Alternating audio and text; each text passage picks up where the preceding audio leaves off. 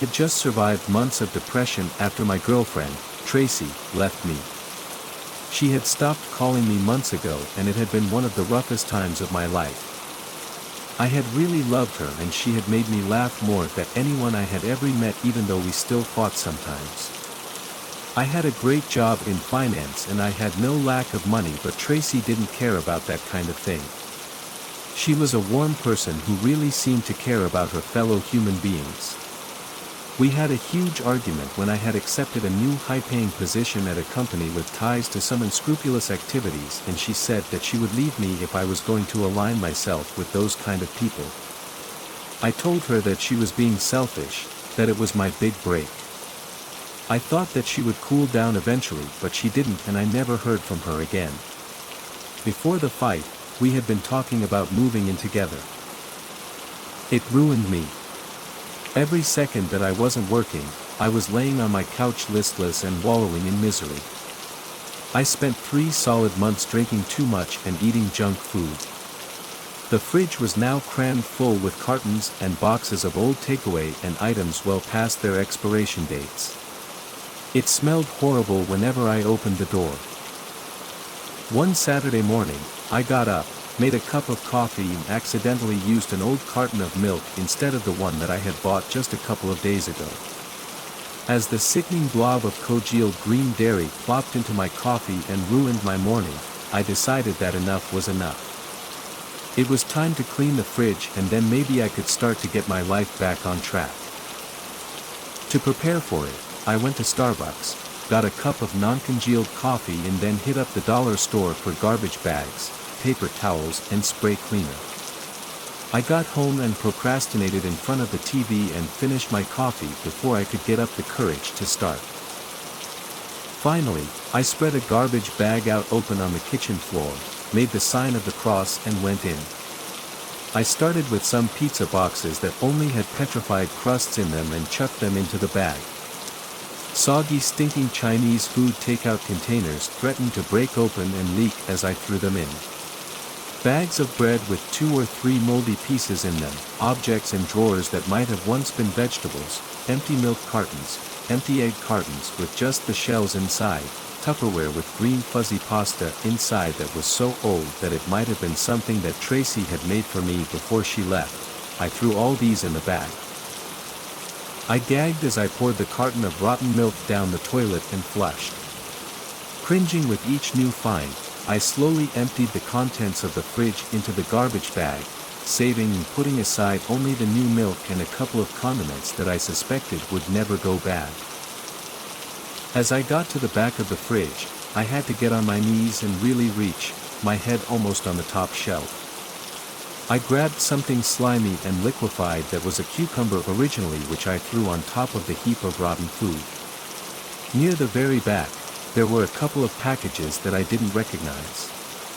One of them was something soft and squishy wrapped in red butcher's paper that I threw away without even wanting to know what was inside.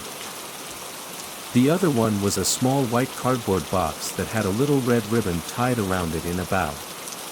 "Hello, what do we have here?" I muttered to myself.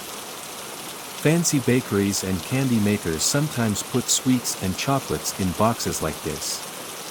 Chocolate rarely goes bad, I reasoned, so I decided to untie the pretty little bow and check out what was inside before I threw it away.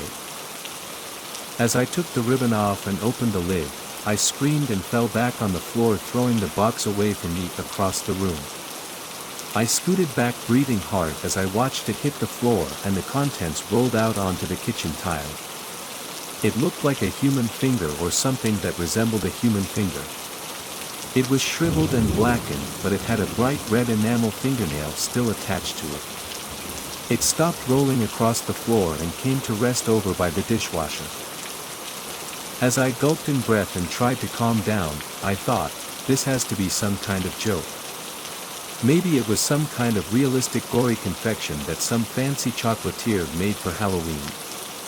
I'd seen people post things like that on Instagram. I got up slowly and came over to inspect it. I pulled a chopstick out of the nearest drawer and poked at it. Then, without really thinking about it, I bent down to smell it. It reeked of rotten meat and I hung my head to the side, breathing heavily through my mouth, trying not to throw up. It was real. It was a human finger. How did this get in my fridge? I thought. I looked at the box sitting on the floor and was surprised to see a small piece of paper inside it. I picked it up with trembling fingers and read, "We have Tracy. If you ever want to see your girlfriend again, you must transfer $25,000 to the account below. We know that you have access to this amount of money and we can assure you that this is not a joke. If you call the police, we will kill her. We have already cut off one of her fingers to show you that we are serious and committed to this endeavor. Starting tomorrow at 8 a.m. when the banks open, we will start the clock. For every hour that we do not see the money in our account, we will chop off another piece of her. We will start with the rest of her fingers, then her toes, then her ears. After that we will have to get creative. If you care for her at all, you should start arranging your finances immediately." Shocked, I stared at the message and read it over again. My mind drifted back to the day that Tracy and I had our big fight. She had been so angry at me. She had cried and yelled that she never wanted to see me again, but at the time, I thought that she was just reacting in the heat of the argument and that we would eventually make up. I had thought that everything was going to be okay, but after a day or two went by, I started to think that she was seriously done with me. I had tried to call her, but she wouldn't answer, and that was when I hit the bottle trying to drown my sorrows. That little box that had been cruelly placed in the fridge by Tracy's kidnapper for me to find had probably been pushed to the back with 6 packs of lager and junk food. "Oh my God, I'm so sorry, Tracy. I didn't know," I sobbed as I lay on the floor next to her severed finger. The police came and I was questioned, the detective looking at me judgmentally. When the forensic reports came back, it was determined that it really was Tracy's finger. The restaurant that she had worked at reported that she had stopped coming to work months ago and they assumed that she had quit. I had to undergo multiple sessions with the police before they were satisfied that I wasn't involved in her disappearance. The head detective told me that they really didn't put much faith in the idea that she was still alive, but said that I was no longer a suspect. I think he pitied me. I pitied myself. If I wasn't such a slob, my girlfriend might still be alive.